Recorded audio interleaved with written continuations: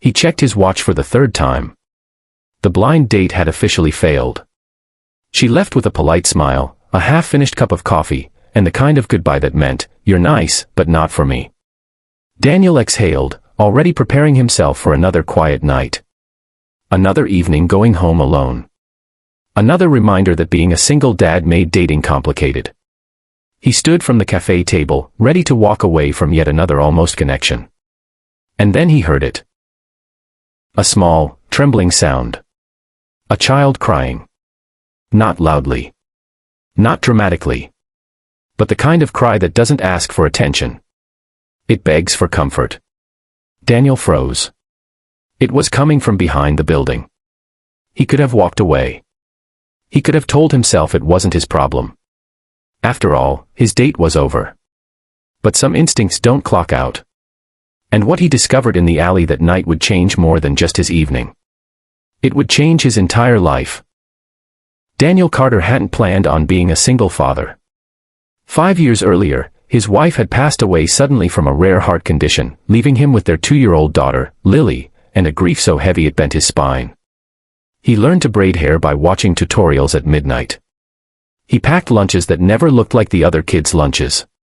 He worked double shifts at the auto repair shop just to keep the small house they once shared. And when Lily finally began sleeping through the night, he allowed himself one fragile thought. Maybe it was time to try again. Not to replace what he lost, but to rebuild something new. That's how he ended up on that blind date. Her name was Marissa. She was kind, well-dressed, confident. They talked about books, travel, and work. But the moment Daniel mentioned Lily, something shifted. Her smile tightened. "Oh, you have a child." "Yes," he said proudly. "She's my world." Marissa nodded politely, but he saw it. The hesitation. The mental calculation. The silent realization that dating a single dad wasn't part of her plan. 45 minutes later, she checked her phone and stood up. "I think we're looking for different things," she said gently. Daniel wasn't angry. Just tired. Tired of explaining that his daughter wasn't baggage. She was his greatest blessing. So when he stood from the table, he was already rehearsing the familiar conversation in his mind. It's okay. Not everyone's meant to stay. But then he heard it. That small cry. It wasn't dramatic. It wasn't loud. It was scared. He followed the sound around the side of the cafe building, near the dumpsters where shadows pooled under flickering streetlights. There, crouched near the wall, was a little boy, no older than 4. Curly hair. Tear-streaked face. Clutching a tiny backpack. "Hey," Daniel said softly, kneeling down to the child's level. "What's your name?" The boy didn't answer. He just cried harder. Daniel's chest tightened. He knew that cry. He'd heard it the night Lily woke up screaming for her mother. He gently reached into his pocket and pulled out the small dinosaur keychain Lily had given him for protection. "Do you like dinosaurs?" he asked quietly. The boy sniffled and nodded. Minutes later, between broken sobs, Daniel learned the boy's name was Mateo. He had wandered away from the nearby park while his older sister was distracted. Daniel immediately called the police and stayed with Mateo, telling silly stories and making exaggerated dinosaur sounds until the boy giggled through his tears. And then something unexpected happened. A woman's voice screamed Mateo's name from across the street. Daniel looked up. And his breath caught. It was Marissa. Marissa ran toward them, panic written across her face. When she saw Mateo safe in Daniel's arms, relief flooded her expression. She dropped to her knees and pulled the boy close. "Mateo. I told you to stay near the bench." "I was looking for you," the boy whimpered. Daniel stood slowly, confusion washing over him. "You know him?" he asked.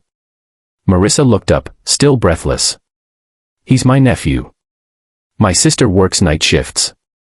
I take care of him most evenings." Daniel blinked. "You didn't mention that." Marissa swallowed hard. "I didn't want it to complicate things." There it was. The truth. She had hidden this part of her life, just like she had quietly judged his. They stood in silence as Mateo clung to her. Finally, Marissa looked at Daniel differently. Not as a failed date, but as a father. "I saw how you handled him," she said softly. "You didn't hesitate." Daniel shrugged gently.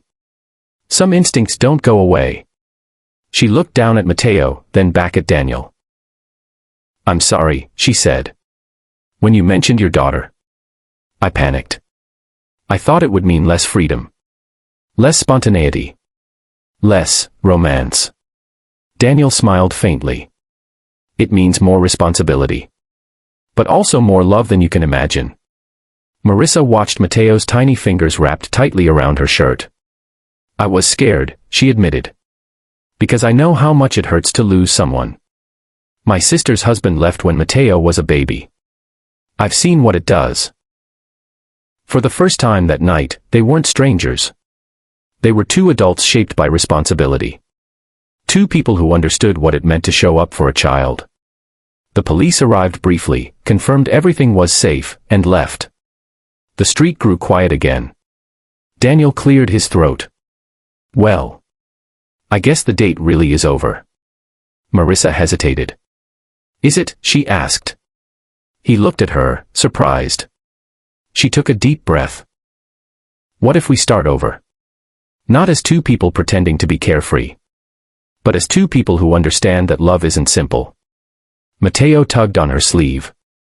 "Dinosaurman funny." Daniel laughed. Marissa smiled. "Would Lily like dinosaurs?" she asked. Daniel's heart skipped. "She loves them." Weeks turned into months. They didn't rush. They didn't pretend it was perfect. There were chaotic park days, juice spills, and canceled dinner plans because one child had a fever. But there were also shared laughs, late-night talks, and moments of understanding that felt deeper than surface attraction. Marissa learned that loving a single dad didn't mean losing freedom. It meant gaining purpose. And Daniel learned that not everyone walks away when they see responsibility. Some people step closer. One evening, months later, Daniel watched Lily and Mateo building a cardboard rocket ship in the living room. Marissa sat beside him on the couch. "You know," she whispered, "if he hadn't cried that night." Daniel nodded. "I would have walked away." She squeezed his hand. "Sometimes," she said, "the most important beginnings sound like interruptions." Daniel looked at the children laughing on the floor. He thought the date had ended in disappointment. But it had actually begun in compassion. And maybe that was the lesson all along. Love isn't found in perfect conversations over coffee. It's revealed in moments when you choose to care. Even when you think no one is watching. So the next time something feels like an inconvenience, ask yourself, what if it's the beginning of something greater? Because sometimes, the cry you almost ignore is the sound of your future calling.